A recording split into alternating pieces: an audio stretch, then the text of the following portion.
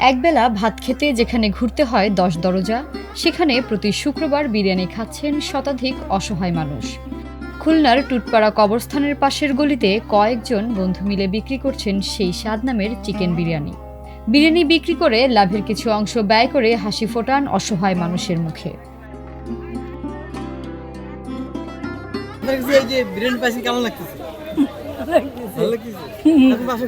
আমার বাসা নদীর উপর, প্রতি শুক্রবারে দেয়। খুব ভালো লাগে। আমরা প্রত্যেক শুক্রবার আমরা এনে পাই বিরিয়ানি। প্রতি শুক্রবারে দুটোর পরে আমাদের বলে যায়, গরিব মানুষ আমরা, আমাদের দেয়, আমাদের খুবই ভালো লাগে। অবশ্যই দোয়া করা উচিত যেন সে আগামীতে আমরা আসলে যেন সে এরকম দেয়, আমরা যেন এইভাবে খাতে পারি। এরমের বিরিয়ানির দোকানদারেরা দেয় না ভাই, এই ছেলেটা দেয় ভালো, গরিব তারপর মন ভালো। 200 জন হয়, 150 জন হয়, 100 জন সবারই দেয়। সেই স্বাদ নামে দোকানটিতে সপ্তাহ জুড়ে চিকেন বিরিয়ানি বিক্রি হয়। প্রতি শুক্রবার বিক্রির একটি অংশ দিয়ে অসহায় মানুষের জন্য একবেলা খাবার জোগান এই তরুণরা। তো আসলে জিনিসটা খুব ভালো লাগছে যে অসহায় মানুষদের খাওয়াইতেছে, এটা আসলে প্রশংসার দাবিদার।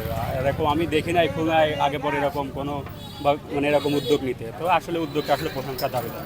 নতুন ব্যবসা প্রতিষ্ঠান খুলে এই যে এত এত অসহায় মানুষকে প্রত্যেক শুক্রবার খাবার দিচ্ছে, এটা সত্যি প্রশংসনীয় এবং মন থেকে তার জন্য অনেক অনেক দোয়া। এবং আমরা সবাই এরকম নতুন উদ্যোক্তাদের সাথে থাকবো, তাদেরকে সাপোর্ট করব। এই মহৎ উদ্যোগের পেছনে আছেন কয়েকজন তরুণ উদ্যোক্তা, যারা ব্যবসায়ের পাশাপাশি সমাজের জন্য কিছু করতে চান। আমাদের জায়গা থেকে প্রতি শুক্রবার অসহায় দরিদ্র আমাদের খুলনার ভিতরে অনেক সুবিধা বঞ্চিত মানুষ আছে, তাদের জন্য এই খাবারের আয়োজনটা করা হয় সেই স্বাদ চিকেন বিরিয়ানির পক্ষ থেকে। আমাদের এই দোকানটার বয়স হচ্ছে 1 মাস 10 দিন। তো আমরা মোটামুটি ভালো, আল্লাহ পাকের দোয়ায় আমরা খুবভাবে আমরা দাঁড়িয়ে গেছি। সেই জায়গা থেকে প্রতি শুক্রবার এই খাবারটা আমাদের চলতেছে এবং আল্লাহ পাক যতদিন বাসায় রাখবে এরকম আয়োজন আমাদের চলতেই থাকবে। যার লক্ষ লক্ষ কোটি কোটি টাকা আছে তার ভিতরে এরকম মন মানসিকতা আসে না। কিন্তু ভাই দেখবেন যার পকেটে টাকা নাই সে নিজে খাইতে পারে না, সে আরো 5 জনকে খাওয়ানোর চেষ্টা করে। তা আমাদের যে বললাম ভাই, আমাদের কিন্তু স্বপ্ন ছিল একেবারে খালি পকেট। আমরা খালি পকেট থেকে আজকে এই পজিশনে আজকে আমরা দাঁড়িয়েছি ভাই। আমরা যাই অর্জন করতেছি সবই কিন্তু আমাদের কষ্টের, আমাদের ঘামের, সেখান থেকে আমরা চেষ্টা করতেছি সবাইকে খাওয়ানোর। এটার অনুভূতি আসলে প্রকাশ করতে পারবো না ভাই।